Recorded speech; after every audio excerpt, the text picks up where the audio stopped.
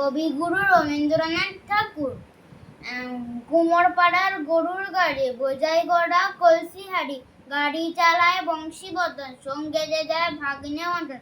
হাট বসেছে শুক্রবারে, বক্সিগঞ্জে পদ্মাবারে, জিনিসপত্র জুটিয়ে এনে গ্রামের মানুষ বেচে কেনে। উচ্ছে বেগুন পটল মূল্য, বেতের বোনা ধামাগুলো, সর্ষে ছোলা ময়দা আটা, শীতের রাপার নকশা কাটা, হাজিরি করা বেরি হাটা, শহর থেকে সস্তা সাটা, কলসি ভরা একু ঘুরে,